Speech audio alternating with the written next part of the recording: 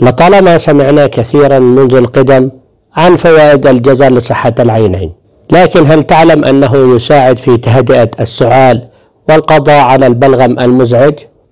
هذا ما يؤكده خبراء الصحة عن مشروب سحري يعتمد على الجزر وبعض المكونات الأخرى، ويتمتع بفائدة مذهلة في إزالة البلغم وتنقية الرئة دون أي مواد كيميائية كتلك الموجودة في أدوية السعال. الجزر من الخضروات الغنية بالمواد المضادة للأكسدة والفيتامينات كفيتامين كي وسي وإي، وكذلك البوتاسيوم، مما يساعد أيضا في الحد من ارتفاع ضغط الدم والسكري. ويعلم خبراء التغذية جيدا منذ فترة طويلة أن فيتامين إي يلعب دورا كبيرا في القضاء على العدوى والحفاظ على الأسطح المخاطية مثل الرئتين، كما أن فيتامين سي يعمل جيدا على تعزيز الجهاز المناعي للجسم.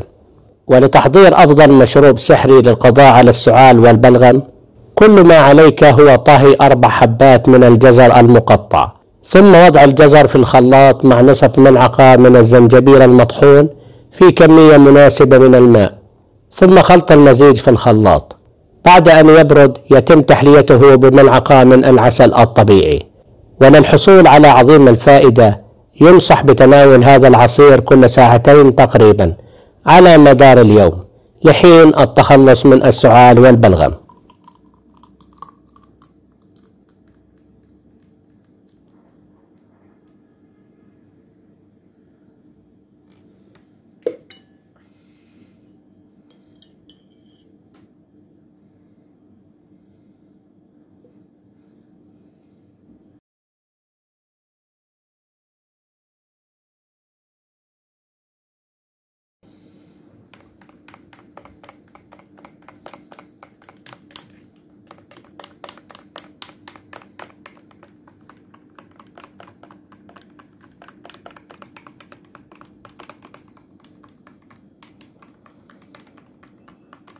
مشاهدينا الكرام، هذا كان كل ما لدينا اليوم.